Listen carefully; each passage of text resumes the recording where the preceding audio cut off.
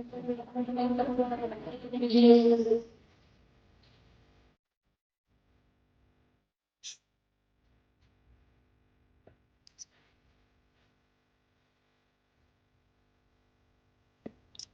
pang ilaw Kaya atin. sinabi ko tol, hintayin ko yung mismong araw ng kaarawan ni Justin. Pagtapos nun, rescue tayo sa ating ibang kasamahan, lalo na kasi good evening po sa ating lahat tol. Papunta po tayo sa kay Lola ngayon at pasensya na po kayo. Ako po humingi ng pasensya kung bakit wala tayong upload sa ating channel at wala tayong update. So, confidential po tol, kaya sa akin na lang po yun. So pasensya po kung ibang kasamahan ko sa mga nag-request hindi po kami natuloy nagbundok. Nang sa kadahilanan po, hinihintay ko po marating o matapos yung ika nga sabi ko tol, pagbaba namin nung nasa bundok pa kami, pag once na makababa kami is hintayin namin ng matapos ang kaarawan ni Justin.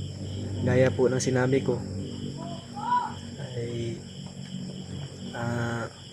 bukas na po pala yung kaarawan ni Justin tol. Pagtapos nyan, next day sa susunod na araw is akyat na kami tol, no?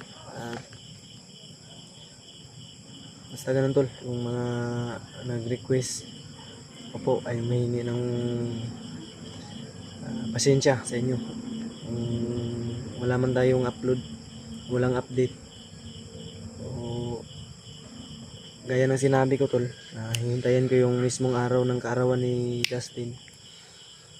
Pagtapos nun, rescue tayo sa ating ibang kasamahan, lalo na kasi yung ibang kasama natin. Yung mission namin tol na si Dave, yung pamilya ni Dave is okay na yung anak, nakuha na nila yung anak. At ang sabi nila Kuya Bads, mababa na sila. So, napanatag ako tol na lakasan yung loob ko. Ang problema lang namin yun, yung asawa ni Dave at si EG pala tol, ay nabihag pala si EG. So sobrang kawawa, brutal yung ginawa sa kanya. Kaya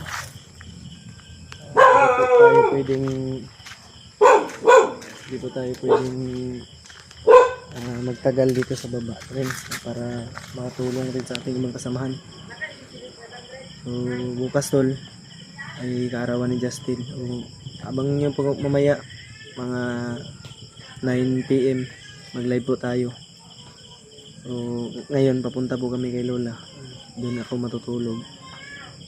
At kasama ko po ngayon ay si Pawix, dahil pinapunta ko siya nung nakarang araw dito kasi wala daw siyang magawa doon.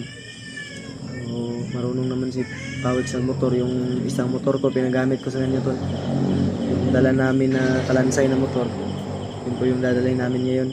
So, bago tayo magpunta doon tol, bibili ako ng pasalubong kay Lola. So, sana tol, sa mga naghintay ng upload ko ay suportahan pa rin po ninyo yung channel ko, yung munti ko pong channel. Huwag niyo pong kalimutan i-like, i-share, subscribe at hit the notification bell para lagi po kayong manguna pag meron tayong i-upload na bagong video. Bago pala tayo magpatuloy, shoutout mo muna tayo sa mga supporters natin na lalong-lalo na kay Mami Eli and family. Shoutout po sa inyong lahat, especially kay Mami Eli and sa pamilya niya po. At God bless us all.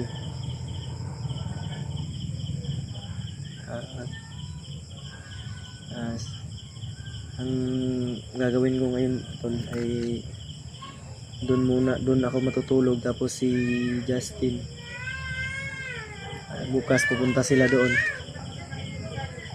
Mauna na lang ako kay Lola para makapag-prepare doon kung anong kailangan ano.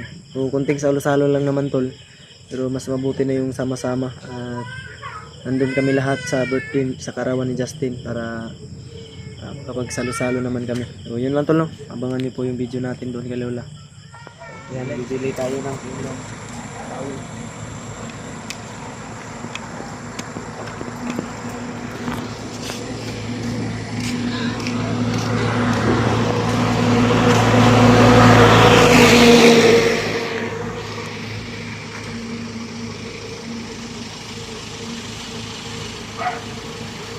So bumibili po si PJ ng ano, ulam.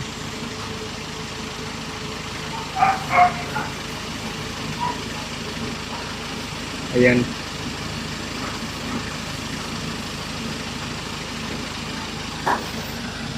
Upo muna ako kasi ano, sobrang anong tawag doon.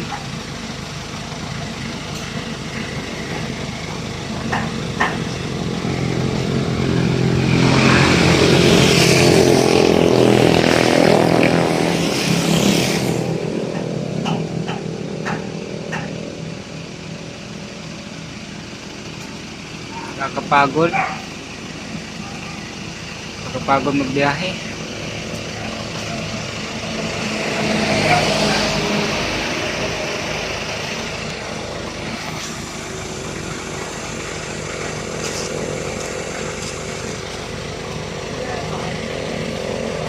Wala pang ilaw ating motor.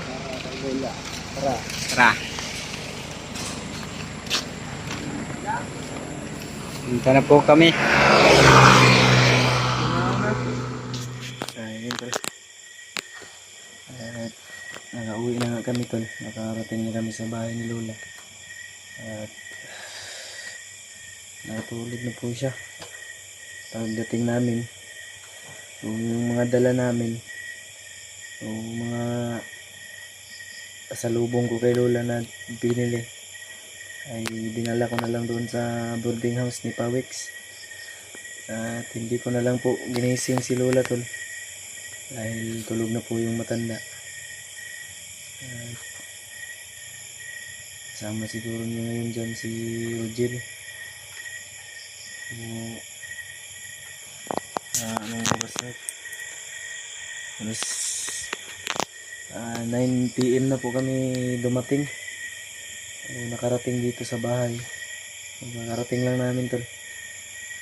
Ang kasama ko is si Pawix. Yan si Pawix tol. Magandang gabi po sa inyo. Yan.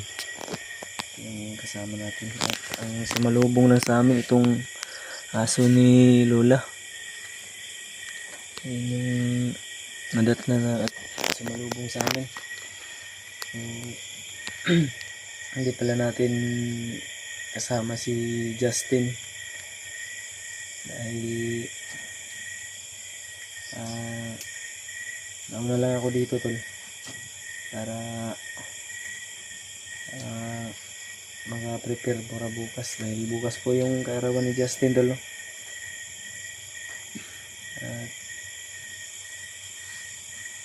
Mamimili ako ng kakailanganin na lulutuin. So bukas sama tayo ng Pawix no? Bili tayo ng pagkasasalo-saluhan natin. Kumusta pala yung ano mo doon, linis mo na yung boarding house mo? Sobrang linis na. Malinis. Maayos no? Goods kayo. Komportable ka dito ah. Yan. Si Pawix tol ay pumunta doon sa Hello Kuya Buds. Sinama ko siya nung nakaraang araw na pumunta kami dito. At hindi ko lang na video po yung pagpunta namin dito dahil umuulan po yun. So wala man tayong upload tol. At least alam niyo na po yung dahilan kung bakit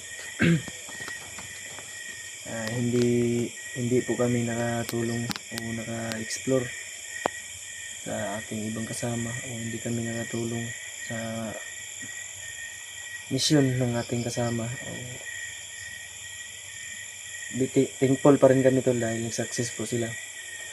At dahil po yun sa inyong suporta at mga walang sawang at mga taimtim na pagdarasal sa kanilang bawat isa. So, taos puso po akong nagpapasalamat sa inyo dahil nandyan pa rin po kayo lahat, mga taga-suporta ng aming grupo, ng aking grupo. At walang sawang nagla-like ng video, nanonood. Sana tol, munti ko pong channel ay isama po natin sa susunod na araw. Papangako ko po sa inyo na babalik po tayo sa mission o babalik tayo ng bundok para tumulong sa ibang kasama natin, lalo na kay EJ. Ay nabalitaan ko dahil may nag-chat sa akin na isang supporter, nag-message na si EJ ay bihag ngayon, at ang nakabihag sa kanya walang iba kundi si Commander Bangkil. So, nakakaawa lang isipin tol na si EJ sana ay gusto lang tumulong sa misyon namin, na mapabilis yung misyon namin. Kasama ang palad, hindi siya pinalad tol, bagkus minalas siya o na-timingan siya. So pagdasal pa rin po natin si EJ, pagdasal po natin yung kaligtasan niya, at sana ay walang gawin sa kanyang masama sa kampo ng mga masasamang tao. Ngayon habang nandito po kami, sinusulit ko po yung mga araw o mga susunod na araw habang nasa baba pa kami, magbanding ng kami ni Lola,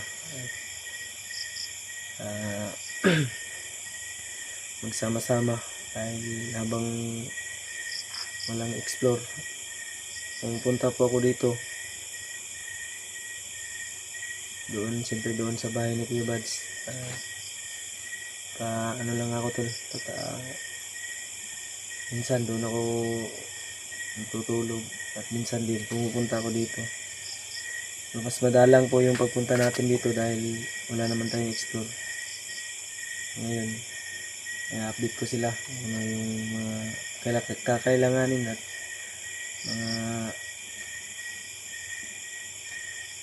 mga bagay na para mapadali po yung gaya ng pagkakahoy, ang panggatong. Ay bala ko po sana na bilhan si Lola ng yung tawag dito, yung double burner na yung gasol, para hindi na siya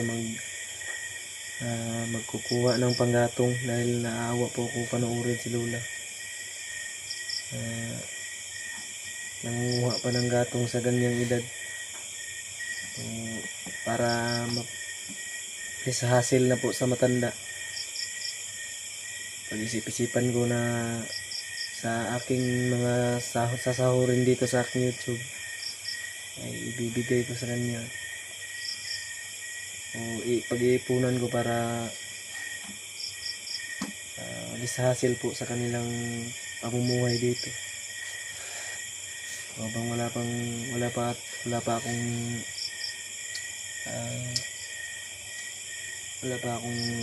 malaking halaga, pag-iipunan ko muna tol para makatulong naman sa kanila. Next na project ko ay itong bahay ni Lola. Sana kasama ko pa rin kayo tol sa aking bawat video. Pakishare po ng video natin tol, no? At ipaalam nyo po sa mga kasamahan ko na nasa bundok pa, nasa susunod na araw, i-chat nyo sila, kami tutulong na. So, asahan ko yun sa inyo tol. Awit sa dito sa imong kwan, hindi na lang natin gigisingin si Lola. Ito sa imong hindi naman yan magagalit pero huwag na lang natin disturbohin, no? Para bukas na lang natin baka matuwa pa yun dahil bumisita ulit tayo. Hindi ko po kasi pinaalam si Lola na pupunta tayo. Pumunta ako dito na hindi ko pinaalam sa kanila.